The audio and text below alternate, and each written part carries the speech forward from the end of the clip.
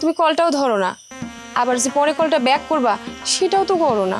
আসলে তোমার আমি কি খুশি হলি, আমি তো চরম ব্যস্ততায় থাকি। আমি যে অফিসে চাকরি করি সারা দিন কাজ আর কাজ, আর আমি যার অধীনে চাকরি করি মানে আমার যে স্যার, আমার মধ্যে যে কি পাইছে আমি নিজেও জানি না। সে আমার সাথে কিছুই বোঝে না। আর আমার অফিসে প্রতি সেকেন্ডে টাকা ওরে, প্রত্যেকটা সেকেন্ডের দাম আছে। এই এক সেকেন্ড যে আমি সময় নষ্ট করি কারণে কথা কমু, এই টাকাটা কে দিব আমারে? কেউ তো দিব না। তাই কারণে কথা কর টাইম নাই। আমি আসলে টাকা কামানোর ধান্দায়, জীবন টাকা ছাড়া কিছু আছে?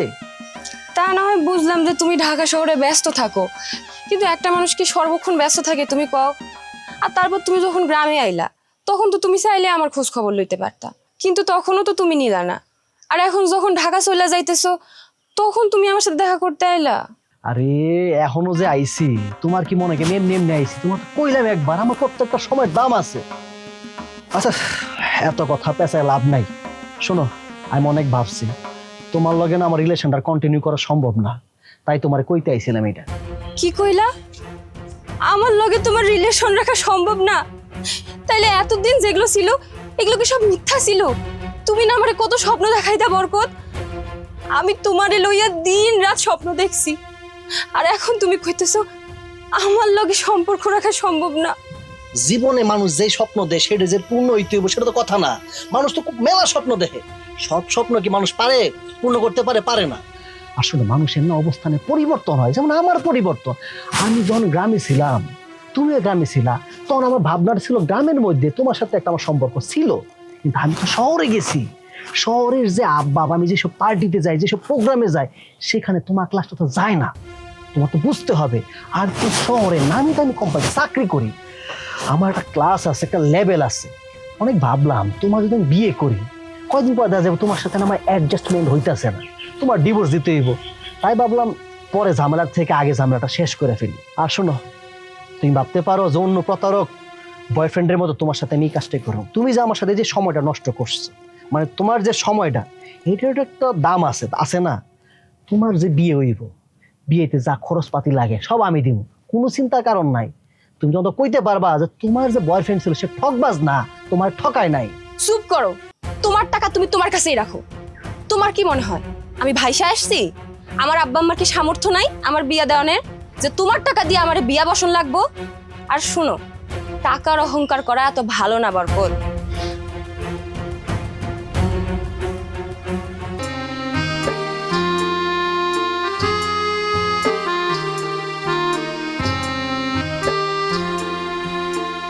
শূন্য থেকে আসে মানুষ, শূন্যে চলে যায় গো, শূন্যে চলে যায়। খালি হাতে আসে মানুষ, খালি হাতে যায় গো, খালি হাতে যায়। কেউ বা আবার হয় ভাবিলেন, কেউ বা আবার হয় ভাবিলেন, কেউ আবার হয় হিরো। অবশেষে জিরো মানুষ, অবশেষে জিরো।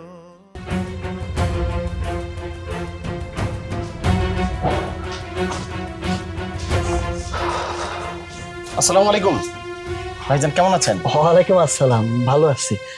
আপনি কি ভাইজান আমার চিনেন নাকি? আর ভাইজান, আমি অনেক দূর থেকে আসছি। আমার মায়ের পেনশনটা আপনার যে স্যার আছে ওনার কাছে ফাইলটা আটকে আছে। এখন আপনি যদি ফাইলটা ছাড়ানোর ব্যবস্থা করে দিতে পারতেন তাহলে খুব ভালো হতো। ভাই আমি কেমনে সারামু? এটা তো স্যারের কাম, আমি তো সামান্য একটা চাকরি করি, আমার রাতে রইব না। আপনি যে পারবেন সেটা আমি ভালো করেই জানি। আমি পারমু? এটা কে কইছে আপনার আমি এই কাজটা পারমু? শোনেন, অফিস থেকে সবাই বলছে যে ওর কাছে যান, ওই পারে একমাত্র স্যারকে ম্যানেজ করতে। যদি তাড়াতাড়ি ছাড়ানোর ব্যবস্থা করে দিতেন খুব ভালো হতো। টাকা পয়সা যা লাগে আমি দিব। আসলে টাকা পয়সা, টাকা পয়সা কি কইতেছেন এগুলো আসলে আপনারা? আচ্ছা শোনেন, আপনাকে আমি অ্যাডভান্স করে দিচ্ছি স্যার, এই রাখেন। আপনি গুনে নেন, টাকাটা গুনে নেন। টাকা তো হালাল জিনিস, গুনতে তো হইবই। জি জি জি। You are under arrest sir. অনেক দিন ধরে আমাদের এর বিরুদ্ধে আমরা একটা তদন্ত করছি। আমরা স্যার আজকে আপনার মাধ্যম দিয়ে স্যার, এই টাকাটা তোলো। এই টাকা কেন ফেলছো তুমি? স্যার, স্যার মানে স্যার আমি ঘুষ খাই না স্যার। কোনো কথা হবে না, সব কথা হবে যে থানায় চলেন। হ্যাঁ, সেটা আমি বুঝেছি। আরে কি মনে করেন আপনি, সব পুলিশ অফিসার কি মনে হয় ঘুষখোর? আপনাদের কারণেই পুলিশ অফিসার সম্পর্কে মানুষের নেগেটিভ ধারণা। কোনো কথা হবে না স্যার, আপনার কাছে আমি পারমিশন চাচ্ছি। এদের একটা বড় সংবদ্ধ চক্র আছে, আপনি যদি আমাকে পারমিশন দেন স্যার, আমি এই বিষয়ে তদন্তে নামতে পারি। কত বড় বড় রাঘব বোয়াল ওদেরকে পালে সেটা জানা যাবে রিমান্ডে নিলেই। স্যার স্যার স্যার চলেন। স্যার, কথাটা শুনেন স্যার, আমার স্যার এই, কোনো চলো। কথা নেই।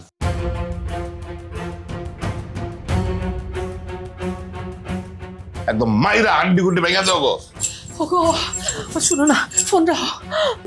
পুরা বরকত, হ্যাঁ কি আমার করতে পুরা বরকত ওই ঘুষ নেওয়ার সময় নেই, দুদুকে রাতে ধরা পড়ছে। এখন আমার কি হবো?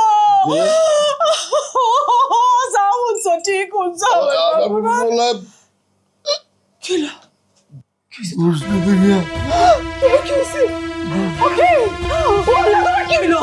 আল্লাহ গো, এই ওই শুননি আই তুই থেকে আল্লাহ কি হলো? ভাই ফোনটা নিয়ে ও আল্লাহ, আমি কে বরকতের খবর শোনাই না, কথা কয় না কে? ওই সব হারাম দাদা কই গেছিস তাড়াতাড়ি আয়। এই কথা হাই হাই কস কি সারা এলাকায় সিসি পড়ে গেছে আব্বা। খুব ভালো কাম হয়েছে, আল্লাহ বিচার আল্লাহ করছে। বাপরে বাপ, যে টাকার অহংকার হয়েছিল আপনার কাছে তো লাগে থাকতোই। এদিকে সেদিন কি করছে, আর মাইয়ার জামাই আইসা আমার মাইয়ার জামাইরে অপমান করে গেছে। একদম আল্লাহ ঠিক বিচার করছে। এইভাবে বইল না, তারা একটা বিপদে পড়ছে, এখন আল্লাহ চাইতো তাদেরকে বিপদ থেকে উদ্ধার করবে। আর তুমি যদি এইভাবে বলো তাইলে মানুষের প্রতি মানুষের হিংসা প্রকাশ পায়। আল্লাহ তাআলা হিংসা পছন্দ করে। আম্মা, আব্বা কিন্তু ঠিক কথাই বলছে। মানুষের বিপদের সময় আনন্দ পাইতে নাই, তাদের পাশে যায় দাঁড়াইতে হয়। আমাদেরও উচিত তাদের পাশে যায় দাঁড়ানো। আব্বা আপনি কি যাবেন? না রে, এই বিষয় নিয়ে যাওয়াটা ঠিক না। তুইও যাস না সব ঝামেলায়। আমি একটা আশায় আছিলাম, বুঝা পারছো, যে আজগর আলী যদি চেয়ারম্যান হয়ে যায় তাহলে মোটামুটি আমি সচিব পদটা পাবো। বোঝা গেল এই আশায়। আশার ঘুরে বালি ওর তো শফিক মাস্টারের পাশে যদি থাকতাম তাও মানে মাঝে ভালো করতো, বাহবা দিত। মাস্টার শিক্ষিত মানুষ, তার পিছনে ঘোরানো লাভ আছিল, এই ক্ষতিটা আমার হইতো না। হেই, তুমি তো আজ দলের খাস লোক ছিলা, এখন তো তোমার সমস্যা হইতে পারে। তুমি এক কাজ করো, কয়েকদিন গা ঢাকা দিয়ে থাকো, সব ঠিকঠাক হয়ে গেলে ওরা ফিরে আইসো। গা ডাকাতে দাম করে এক কাম করি, বিয়াই ও না বিয়াই ভাই তো জানো যাবো না, হ্যাঁ মেয়েরা তো বহুত নির্যাতন করছো তুমি। ওই কি তাহলে তোমার বাপের ভাই চাই। হ যাও, আমি বাজারে ফোন করে কই দেই, তোমার একটু সাবধানে রাখবো না। আচ্ছা ঠিক আছে। এর থেকে কি হয়ে গেল? আমার মায়ের কি দাপটা ছিল, রাস্তা দিয়ে হাইটে গেলে মানুষ ফটো ফটো করে কাঁপতো, কেউ মাথা উঁচা করে কথা করার সাহস পাইতো না। আর আমার মায়ের কেমনে পড়ে রে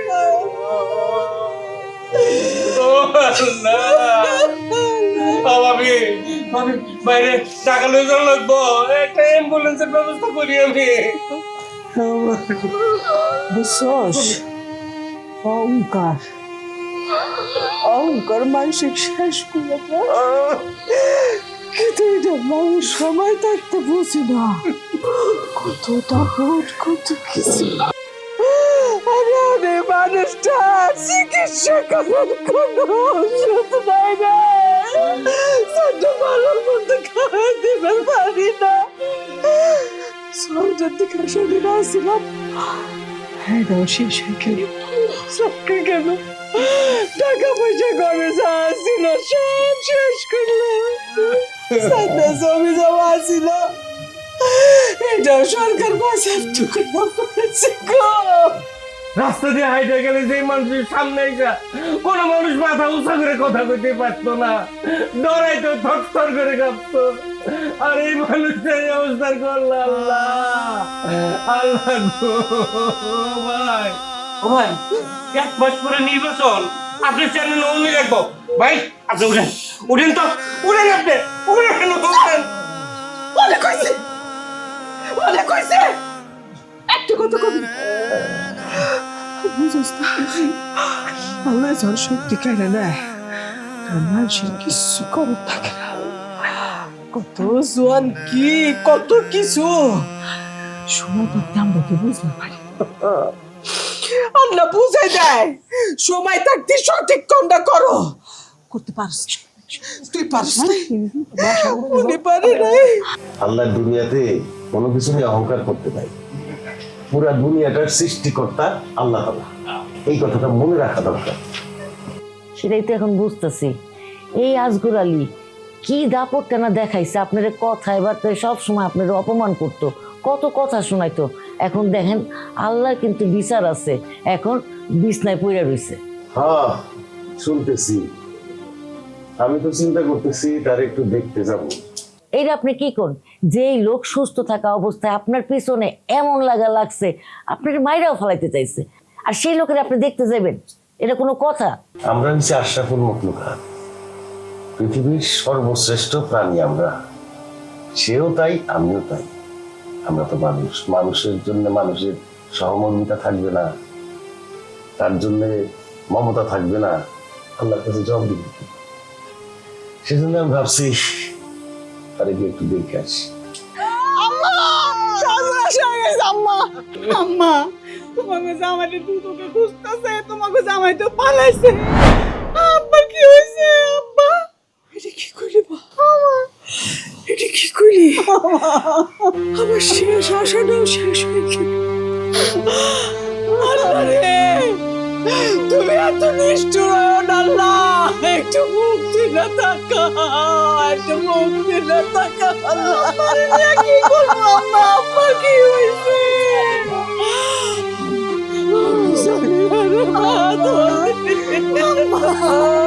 আল্লাহ হঠাৎ করে আমার উপরে এত খেপলো কেন? এত রাগ হয়েছে কেন আল্লাহ? পাপ মারে, হঠাৎ কইরা আল্লাহ তাআলা বিপদ দেয় না, মানুষ তার কর্ম ফলে নিজের বিপদ নিজে ডাইকা আনে। আল্লাহ মানুষের বিপদ থেকে উদ্ধার করে। আমাদের গায়ে যতদিন শক্তি থাকে আমরা অনেকেই আল্লাহরে ভুলে যাই। আল্লাহ যে আমাদের উপরে আছে সেই কথাটা একদমই ভুলে যাই। আল্লাহরে স্মরণ করো মা, আল্লাহর কাছে মাপ চাও। আমার শুনি না, কত মানুষ আশেপাশে আসছিল ভাই, দূর থেকে কেউ আমার পাশে নাই। ও ভাই, ও ভাই, আপনি আমার দূর দিনে খবরটা দিচ্ছেন আপনার কাছে, আপনার কাছে আর কি তো কথা শেষ না, আপনি মাফ করে দিন ভাই, আমার জামাই মাফ করে দিন। না রে ভাবি, আমার ভাইয়ের উপরে আমার কোনো রাগ নাই, কোনো অভিযোগ নাই। আজগর তো আমার ভাই, আমার প্রতিবেশী, আমার তো দায়িত্ব আছে, আমার নৈতিক দায়িত্ব, নৈতিক কর্তব্য আমার প্রতিবেশীর পাশে দাঁড়ানো। আমি চেষ্টা করি যত দূর দাঁড়ানো যায়। ভাবি যদি কিছু দরকার লাগে আমার নিঃসংকোচে বলবেন, আমি আপনাদের সাথে আছি, পাশে আছি।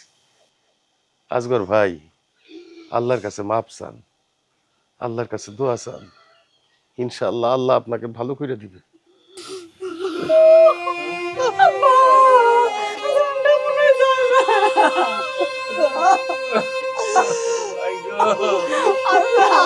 তুমি আমার আব্বারে ঠিক করে দাও। এই যে হান্নান মিয়া, হালিম মিয়া, কেমন আছো তোমরা? ভালো। হ্যাঁ, আর তোমাকে আজগর মিয়ার খবর কি? কথা বলবা না, আমি জানি তো তোমাদের কোনো উত্তর নাই। এখন কি হইলো, আল্লাহ এমন মাইরি দিছে, এমন রোগ হইছে, ঘরে পইরা গেছে, যা ছিল সব শেষ। তোমরা মিয়া আজগর মিয়ারে নিয়া খুব ফালাইছিলা, ওরে বাবা, মাটিতে পাও পড়ে নাই তোমাগো। এখন কোনো কথা কও না কেন? মাথা নিচের দিক কেন? উত্তর নাই?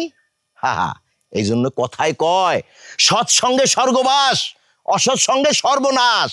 বুঝতে পারলা? অসতের ভাড়া কোনোদিনও ভাইসা থাকে না, ওইটা ডুইবাই যায়। বুঝতে পারলা?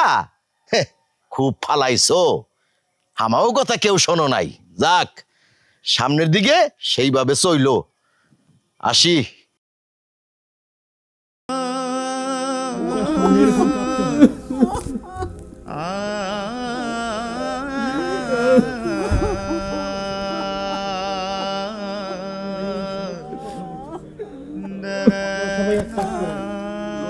এই সম্ভব লাশ দেওয়ার ব্যবস্থা করেন আর কবর খোঁড়ার ব্যবস্থা করেন আপনারা যান কবর খোঁড়ার ব্যবস্থা করেন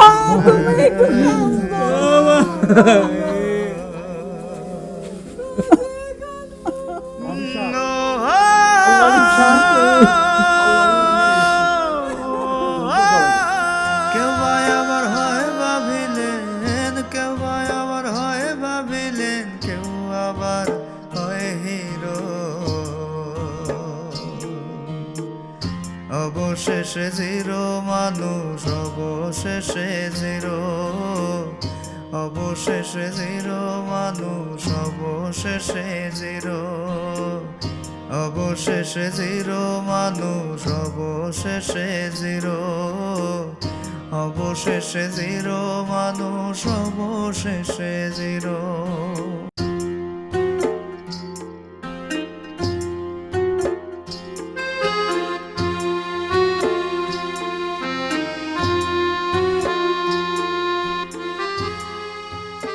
কিন্তু একটা অবাক বিষয় বুঝছো, আজগর মিয়া মারা গেল, প্রায় মাইনসেই দেখি খুশি।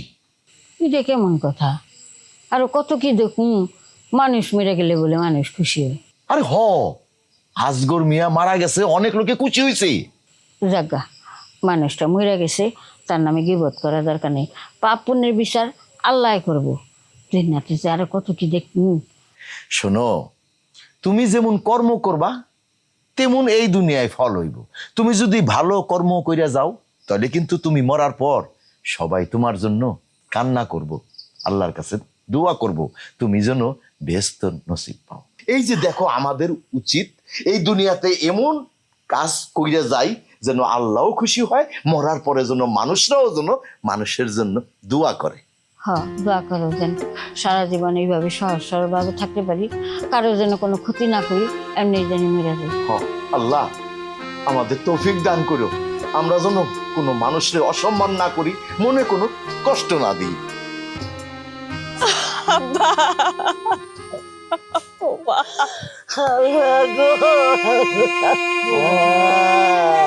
কেমনে কি হইলো মা?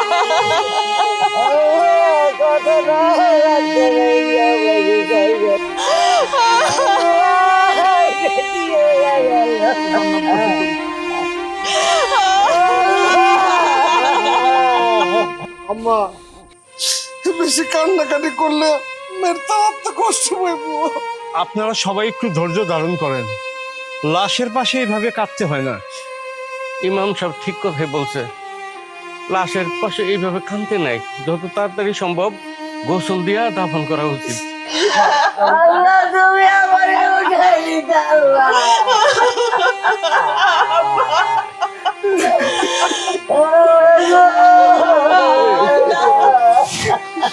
চাচা বলতেছেন তাহলে ব্যবস্থা তত তাড়াতাড়ি করা যায়, তত ভালো। কান্দিস তো রে ভাই।